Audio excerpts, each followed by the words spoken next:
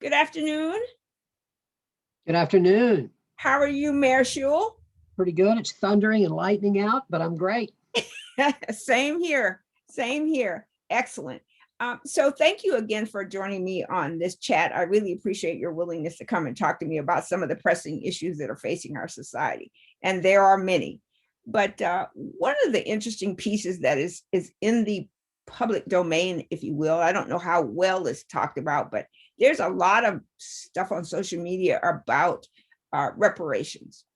And Yeah. as I understand it, and please correct me if I'm wrong, the idea of reparations is to repay or to compensate groups who have been harmed by a state or a government or something. Is that correct? What reparations are? Is that the correct definition? Yes, I think that in the American context, when you think about reparations that have been paid historically, I'll just give you an example. Germany has paid reparations after World War II to Israel related to the Holocaust. I mean, there are various examples, but the one that I think what we talk about, what I am very interested in, is reparations paid to African American descendants of enslaved people. Okay. And there's a wonderful book about it called From Here to Equality. Uh-huh. And the great thing about it, Rochelle, is it's by our own Professor Sandy Darity Okay. and Kirsten Mullen. They are wonderful authors. They also happen to be married. They live here in Durham, and they are. I've known them and their children. They're great people, but they have now written the book, so to speak, the real authoritative book on reparations. There's a history that talks about the ways in which enslaved people, all the depredations visited on enslaved people in the United States, as not only during slavery, but during Jim Crow and even up through the present. Mm-hmm. And what they try to do, and they do a great job of it, is they try to quantify that damage in financial terms. Mm-hmm. And then they believe,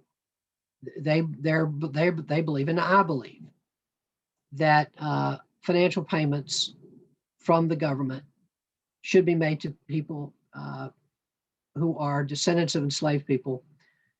And they started, there's a lot of debate about kind of when to start the thinking about it. They start in 1776. They start with the Declaration of Independence and not 1619. A lot of people now are talking about 1619. You're the first slaves were, first enslaved people brought to America. But what they talk about is really the beginning of the country. Mm-hmm. And when so that's the date they use. They have a real, interesting argument about why that's the date to use. And what they recommend is the first step would be a commission to be established by Congress. And there's a House bill, HB 40, which they have written a suggested modifications in to begin a study committee that would make recommendations about how the government should pay reparations. Their book, they quantify the amounts of reparations. They look at a couple different scenarios, how it could be paid out over time. Yeah, I mean, it's an excellent book, and I really believe, I believe it's right. I really believe it's right.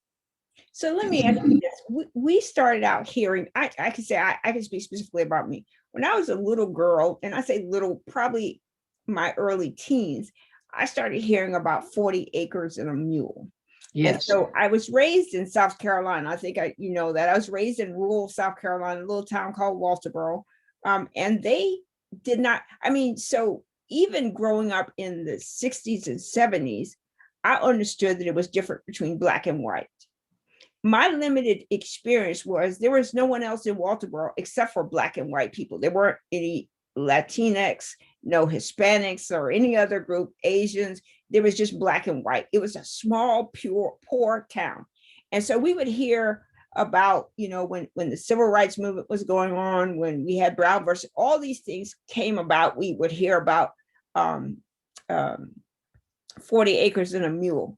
And so it seems like to me that reparations was thought about a while ago. Somebody came up with this phrase. I don't know whether this is something that was in the government or where it came from, but there's something about 40 acres and a mule. Can you tell us what you know about 40 acres and a mule and the purpose of 40 acres and a mule?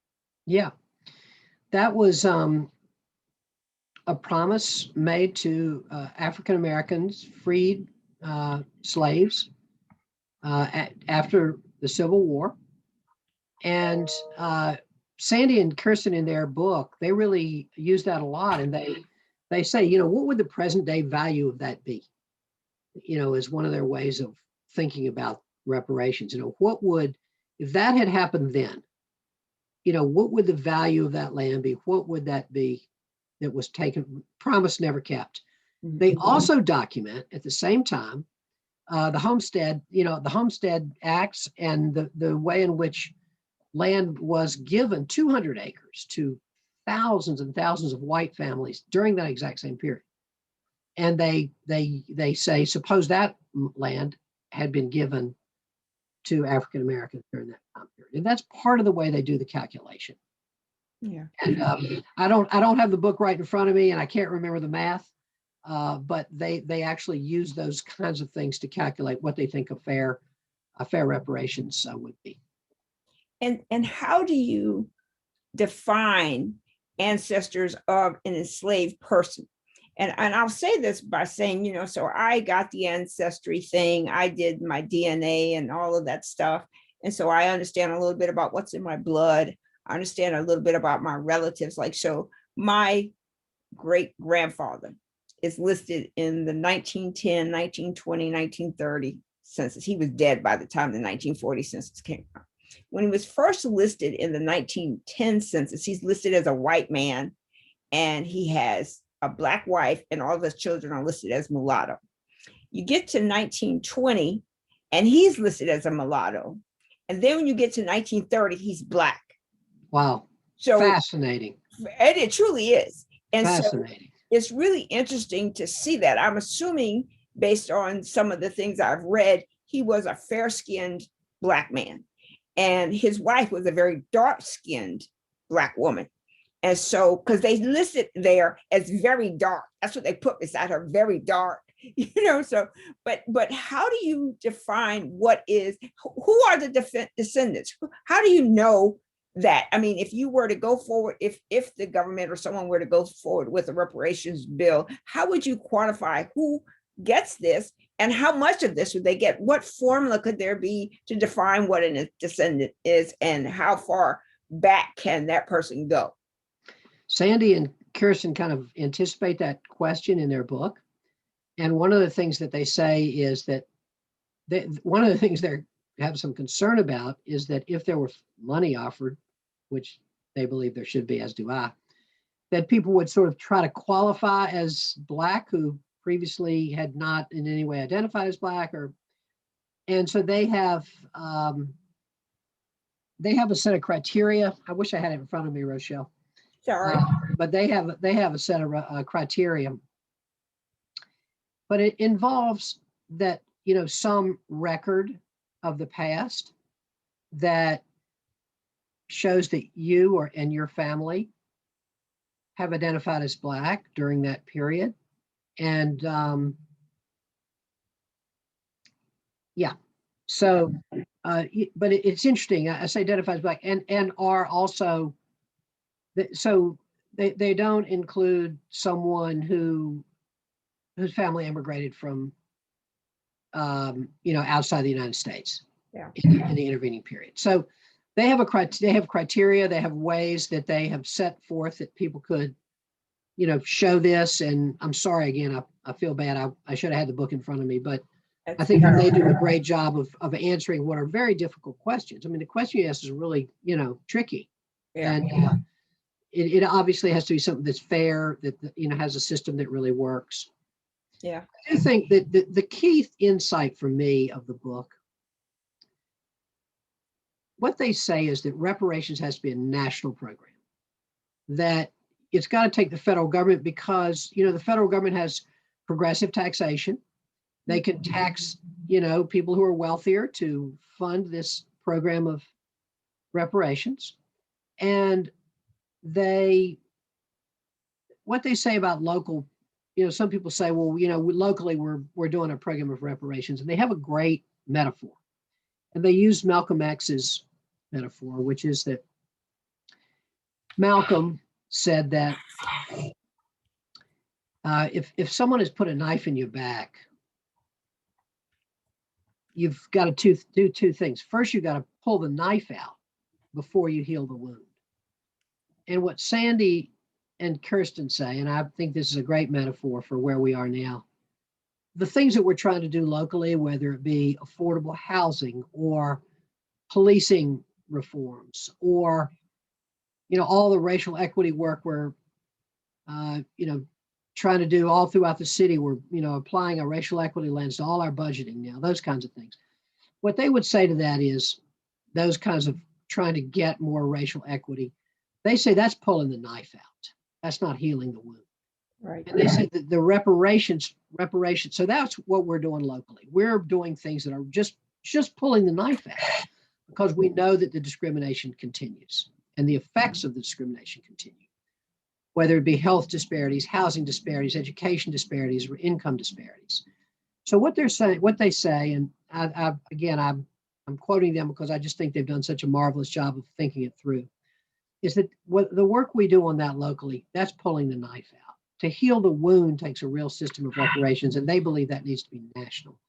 So they think that our efforts ought to be to try to get a national program of reparations, beginning with HB 40, modified in ways that they have suggested, and that with their help, I got them in touch with the president of the U.S. Conference of Mayors, Mayor Greg Fisher from Louisville. We got a little group of mayors together, and the U.S. Conference of Mayors has now endorsed the HB 40, and it needs to get going, and it needs to be modified in ways that Sandy and Kirsten suggested, so that it really is effective in understanding what reparations ought to be. And so I think the national effort is very important, as well as the work we're doing locally. But I do think that their point is good. What we're doing now locally, we're just pulling the knife out, and we need to heal the wound. Absolutely. I think that, in thinking about where we are with COVID and people being resistant, we have relatives who will not get the vaccine, will not even consider it, Yeah. and no matter how many times we talk to them, they will not, because there's so little trust from what we deem as white society or the majority society. And, I often say this, but a lot of the advancement society has been on the backs of Black people, right? So, as much as healthcare has advanced and done some amazing things, and I think even the work with this vaccine is just absolutely phenomenal. Yeah. There's so many stories in our families about healthcare and about going to the doctor. I have New York relatives that will never come south because they don't want to be here, because they think the Klan walks the street every day and everybody here is trying to kill Black people.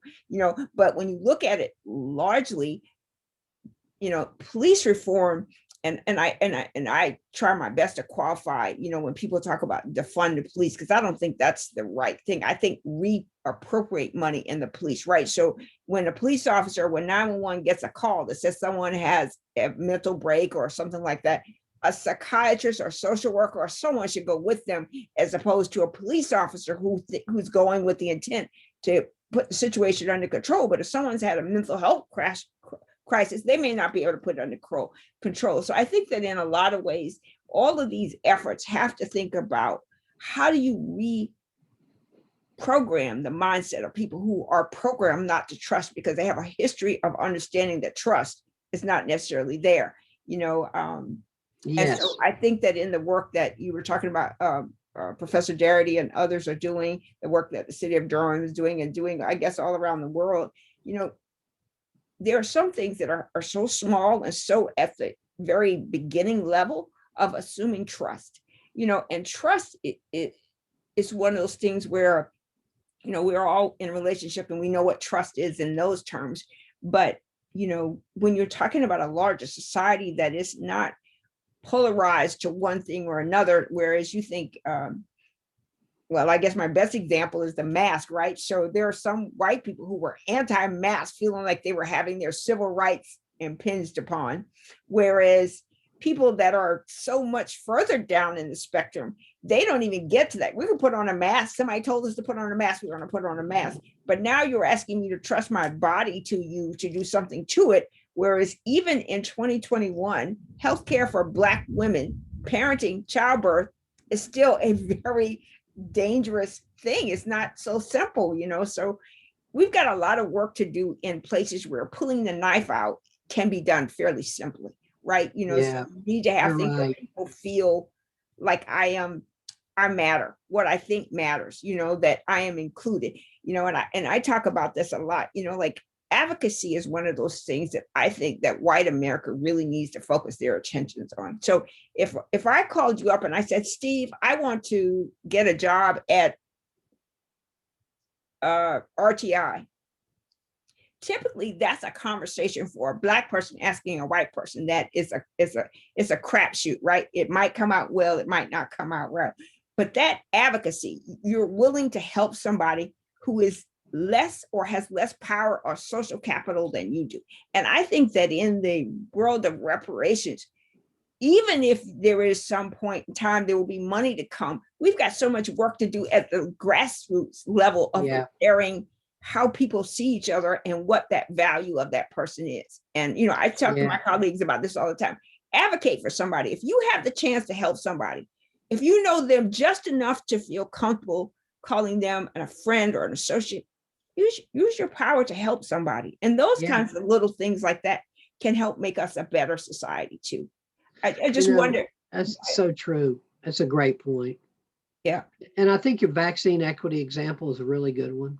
Yeah.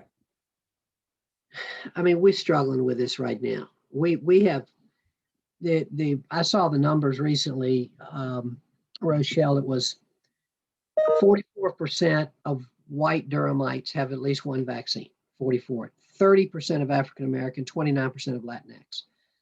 So there are two issues. One is access. White people have just had better access. They've, my neighborhood, I live in Watts Hillendale. I got a lot of friends my age. They're retired. I'm not retired, but they're retired. And they're on the phone getting their appointment. They know how to work the system. They have time to sit on the phone. They're not essential workers.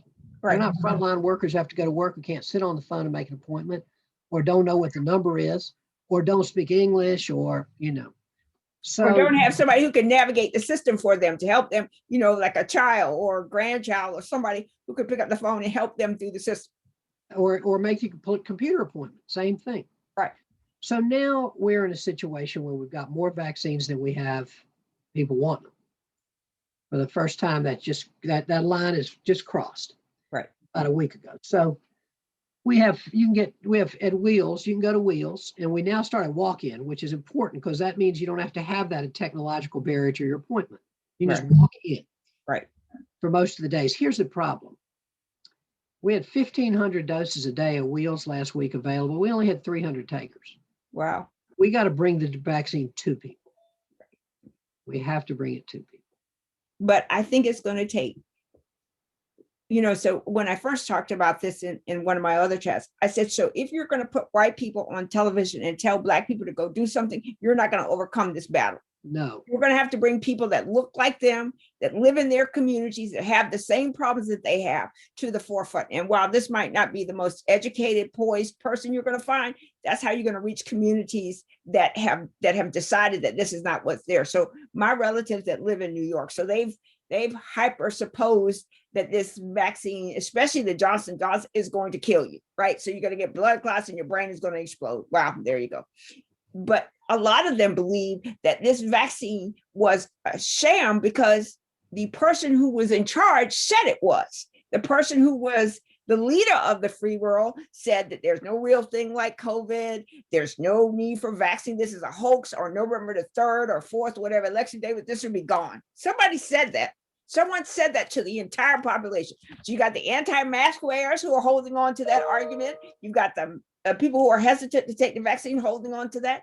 So if you really are going to make a change in this space, you're going to have to go down into those communities, deep down in those, not at the surface, not the community organizer, not the whatever they have in the communities, but you're going to have to bring people who live in those communities every day to the forefront and let them talk about this vaccine.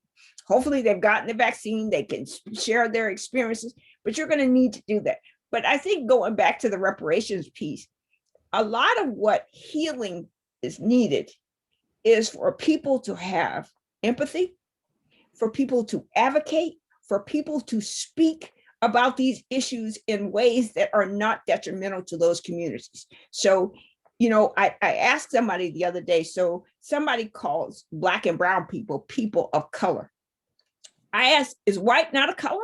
How do we get these labels that somebody decides that this defines a narrow group? We're going to need to think about all of those things when we think about reparation and healing communities, and even Black and brown communities. We are going to need to add everything we can to healing communities, which means there's nothing wrong with being Black. There's nothing wrong with being brown. We're constantly told that there is. And the police shootings is an example, right? Black men are violent. I was watching something on television the other day, and I saw a white man was holed up in his house with an AK-47. They got the SWAT team around him. That man lived through that experience. Think about that if that was a Black man. He would have been dead before he even got the gun in his hand, right? So we've got to find ways to heal communities and stop the narrative that says there's something wrong with being different, because I think that it's necessary to be different. We don't want to walk outside our yard and only see pine trees. We want oak trees and magnolias. There's a reason why the universe has this diversity. Why can't we as human beings practice that? Why don't we care for each other? Why don't we help each other? Well, I think we've seen this in this Asian American, anti-Asian American violence that we've seen, the uptick in that. And, Trump fed that too, talking about the Wuhan virus and the China virus and the, just. Right. And fed people's fears and prejudices. And you're absolutely right. I mean, we just have to get beyond that. And it's hard to do when the president is giving a message that's so diametrically opposite to everything that we know is true. And that message of, embracing all peoples. And, thank God we have a president now who, does express empathy for all. And because it makes a difference. I think it really tore us up these last 4 years, just Absolutely. Divided us in every possible way. Right. We polarize the society so much now that we don't know where is safe anymore. So the people who believe that white supremacy and white privilege and all that is better, and they practice that, and the people who believe that healthcare is terrible, everybody has gotten this place where they're holding on to. And in essence, for change to come, we have to be willing to see that change is needed. We have to be willing to see, and we don't do that by, I think that in a lot of ways, these labels that we put on people really adds to that polarization, so Black, white, gay, straight, tall, short, fat, skinny, whatever it is, if you keep dissecting something to its finest point, after a while, it doesn't exist because you've taken away everything that allows it to complete or to be a part of a larger society.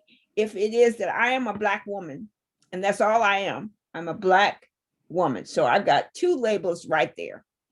What does that mean? Am I not a human being? Or because I'm Black, I'm not a real person, I'm not worthy, I'm not something another? For me, that's kind of hard to even process what that may mean. And I see it in every part of my life. I'm reminded that I am Black and a woman. I'm reminded of this every day. If we are going to bring about real change, i.e. getting people to buy into your House bill, to reparations, we've got to see each other. So what happened with slavery was horrific. And we don't need anybody to, spin that for us. We know that. what happened with the Holocaust was horrific. We don't need anybody to spin that. What happened with the Japanese internment camp, horrific. We don't need anybody to spin that. But the problem is we have to believe that it happened, right? So, Yeah. that the Holocaust did happen. No, it's not a fake. We didn't make this up. No, the Japanese, they did. And slavery happened. It did. And we also can't take the position, well, that happened to my ancestors. My ancestors did that. I'm not responsible for that. Yeah, I don't know. I think that's very common. What you Right. just said. I think Right. that just lots of people, there are a fairly small group of people that say, well, it just never happened. But there's a Right. huge group of people that say, well, it wasn't me. Right. Exactly. So I have no responsibility to right the wrong. Right. And I think that's really problematic. I do too. Because if you're receiving the benefit, if you take some of those original wealthy titans from before, think about what they were able to do. And every time you look at TV or you look at something and you see something really great happening, did a black or brown person have the opportunity to make something like that happen?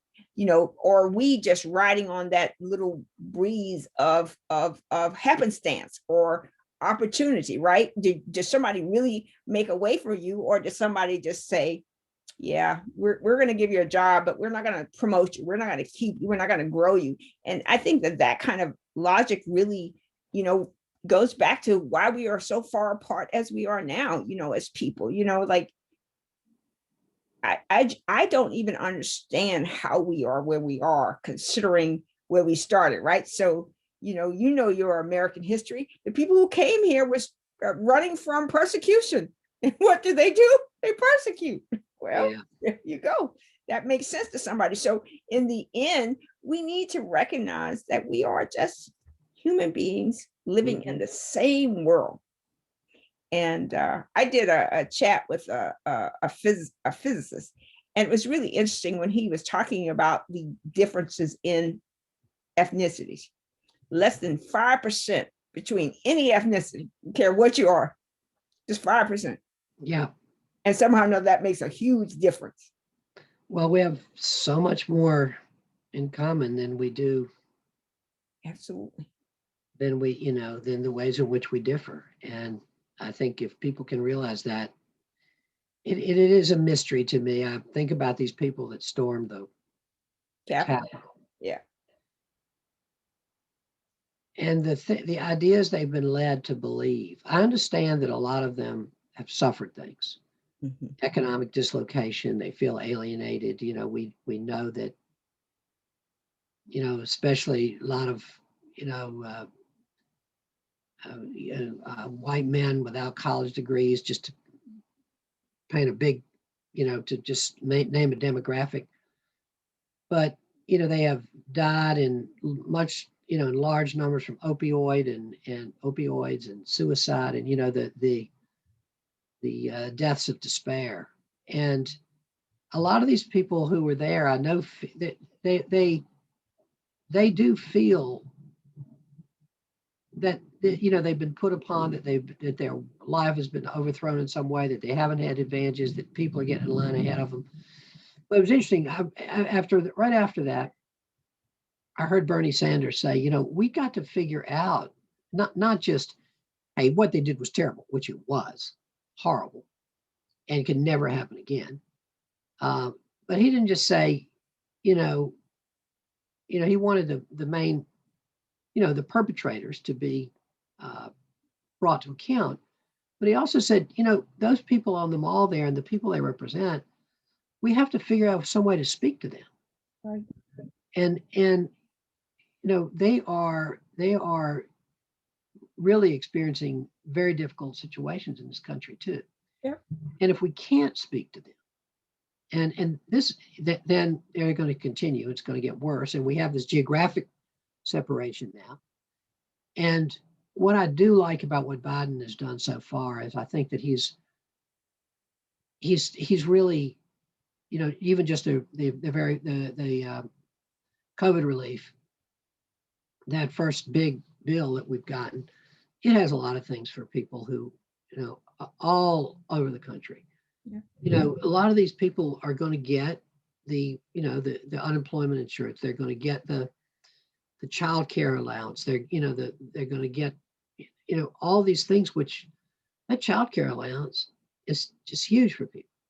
And so I think that it says to people, yeah, your government does care about you. Your government understands that you're suffering. And I think if we can get, that's the American Rescue Plan. But if we get the infrastructure bill done and put people back to work, Yeah. and if we take the larger definition of infrastructure, not just roads and bridges, which are super important and can put people to work, but not just broadband, but including broadband, but also, he's talking about childcare and all those important things that are really a part of the infrastructure of a great society. Absolutely. And I think that, like a lot of the things that separate us as people, so I remember doing a research paper about social programs or entitlement programs. And I remember one of the interesting pieces was the way welfare was always spun was a poor Black people's service. And so it's why it's not widely accepted like Social Security or other kinds of things, because that's what it is, right? Yeah. And then we have, the Affordable Care Act, right? And so the way it's spun again is for poor people. And so when these bills come out, if you are in another position, or even if you're in the same position and you can look at it as a bill that helps someone else, it's not necessarily for you, the bill becomes easily to be targeted, right? So, with these infrastructure bills, there's a lot of talk about this, is how it's going to help Black and brown communities and people who were marginalized, but in essence, any service that comes out of the federal government almost always benefits all. It's not aimed at other, but we can tell the story that it's helping these poor people, and then we can marginalize it, or we can condemn it, or we can quantify it. And so if we can do all those things, we get to put it in some kind of way. Yeah. I think that interesting piece about the thing in Washington, I think that was beautiful what you said. They need help, they need people to reach out to. But if the people who you follow or you pay attention to are telling you that today is Sunday, and they tell you that every single day you wake up is Sunday, after a while you have to believe it's Sunday. And then if more people start joining in that chorus saying today is Sunday, even though we know today is Tuesday, it's Sunday. It's Sunday. And so, you've got to find some way to break that mind rub that changes people into believing things that are not necessarily facts. One of the things I love about emotional intelligence is, and the first time I took an emotional intelligence class, it was funny, you might find this funny. So they asked us, we went into class first day, we hadn't done introductions or anything. The guy walks in and he says, how many of you know how to spell Fruit Loops on the Fruit Loop box? Everybody raised their hand, everybody. Fruit. And he just fell out laughing. He just laughed. He said, when's the last time you looked at the box? All of us had looked at it. We see it in the grocery store. We pass by it all the time. Furt. No, it's Froot. So do you believe what you think you know? And is that a fact? And the question becomes is, if you are willing to accept that what you believe may not be a fact, it might not be a fact. You just convince yourself that it's a fact. And so I think that in our society, with reparations and all of these things, as long as it's narrowed toward a specific group of people, other groups are going to have a problem with it.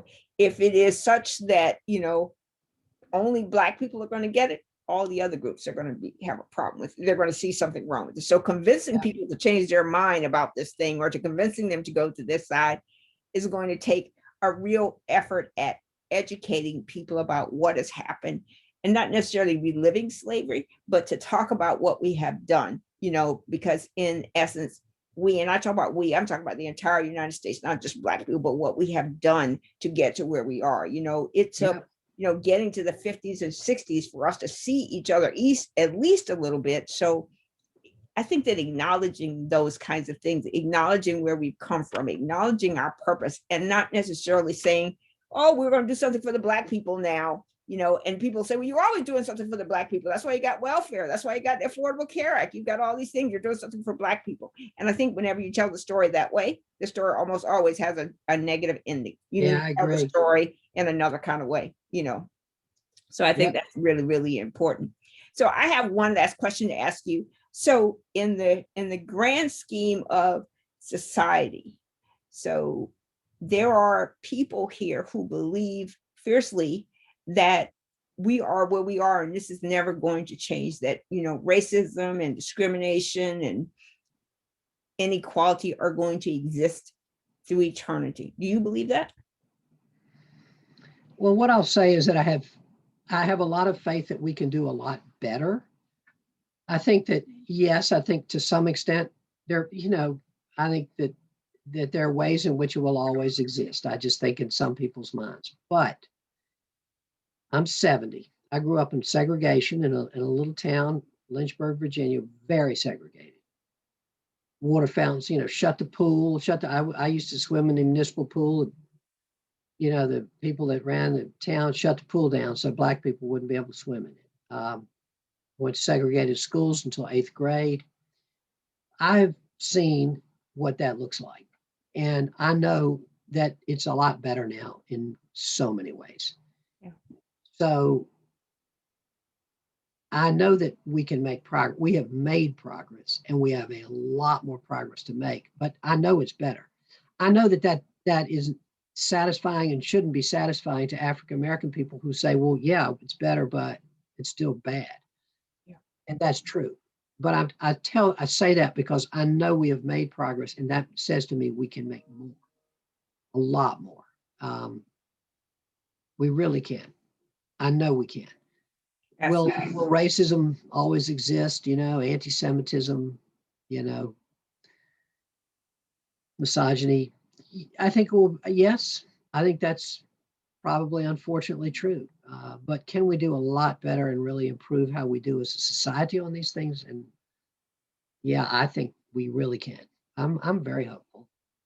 Well, I'm glad to hear that. That's good to hear. I think that my thought is that when you think about the economic spectrum in America, and I think even in other parts of the world, the people that are at the bottom almost always are Black and brown, red, if you want to call it Native Americans. I mean, although they are making some progress, they still have high incidences of wealth inequity. We've got to find some way to change how we grow. There's been so much talk recently about Google and Apple coming to the triangle and all of these things that are going to happen. But it's almost the same story that's told over and over again. We already know how that's going to turn out. So we've got to find some way to change the narrative. We've got to find some way to change the story. And I think it's changed a little bit at a time.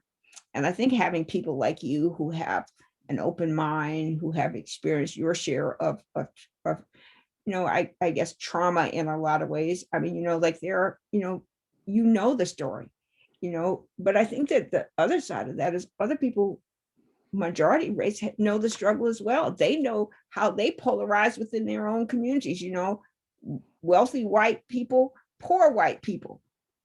It's still white people. How do you make such a distinction? But I think that there are a lot of people know the story. This just needs to be told in a way that's, my mother used to say, appealing for everybody to eat, as opposed to just, a few. And that's what I think that the work is that we have to do, to get to the place where there is reparations, where people will fully see this. Because yes, I agree.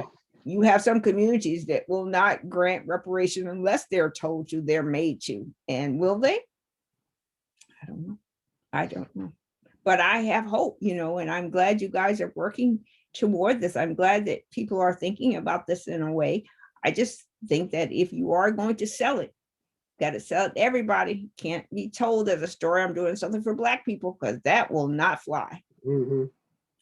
So thank you so much, Steve, for talking with me today. It is always fun.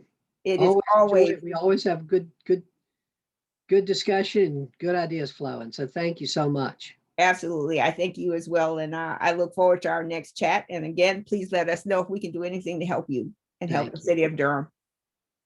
Thank you, Steve. Great to see you. Have a good day, and stop the thunder. So yes, we'll get the weather straight sooner or later. Yes.